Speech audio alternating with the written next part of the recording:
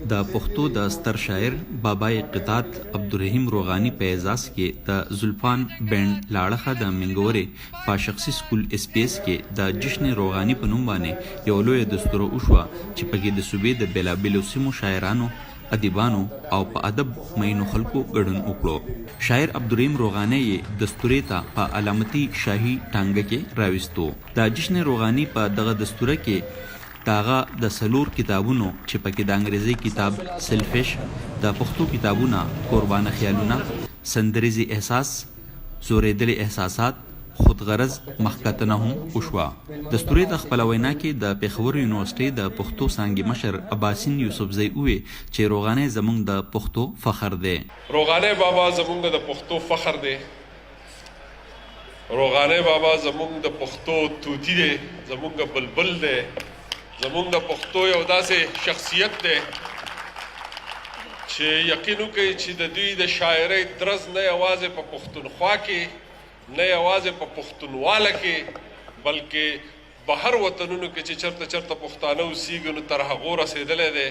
او د دې د قلم دا کم کاټ چې دی، کم ګزار چې دی، کومه تیزي او شوخي چې ده، دا مونږ یا خو د خوشحال خان بابا په قلم کې لیدلی ده، یا به د غني خان بابا په قلم کې لیدلی ده، یا به د روغاني بابا په قلم کې لیدلی ده.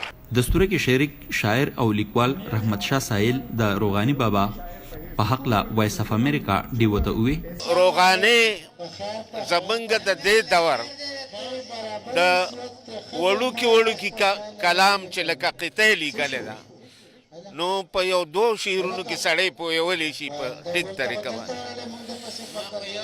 دغه کې زمونږ دردونه، زمونږ غمونه، زمونږ رومان، زمونږ مسلې، دا ټول هر څه پکې وي او هغه خلک خوښوي. نو ډېر ښه انتخاب یې کړی دی، ډېر ښه پروګرام یې وکړ.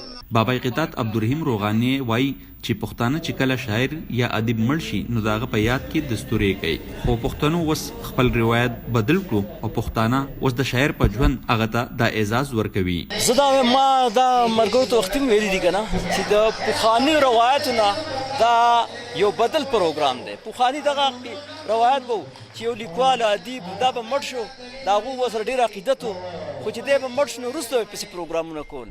اوس دا روایت دی یو نوی روایت شروع کړو او زه د دې ته ډېر داد ورکوم چې هغو زما غوندې اگر چې زه یو دونه کمزوری سړی خو په هر حال هغوی د خوښ لیکوال په ژوندانه باندې احترام کوي، قدر کوي، هغه په اعزاز کې داسې پروګرامونه کوي. د سوات خوږژبي شاعر محمد حنیف قیس په دغه دستوره کې په عبدالرحیم روغانی لیکلي خپل یو څو شعرونه ووی.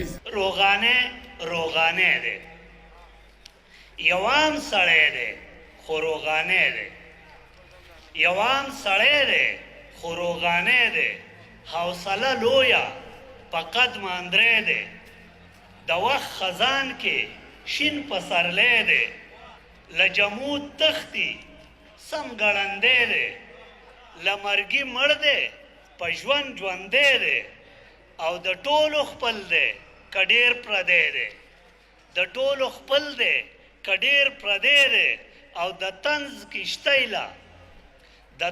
کشتۍ له یو ښه ماڼکی دی، هر یو سړي ته روڼ یې تندی دی، او په پښتو مړ دی پښتون بچی دی.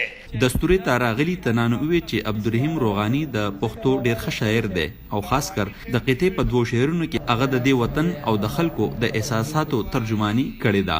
دستوره کې د روغانی بابا څه کتابونه هم نیلام شول او اولنی کتاب یې د 80,000 روپۍ په بولۍ د عوامي نېشنل ګوند یو مشر واجد علي خان واغستو.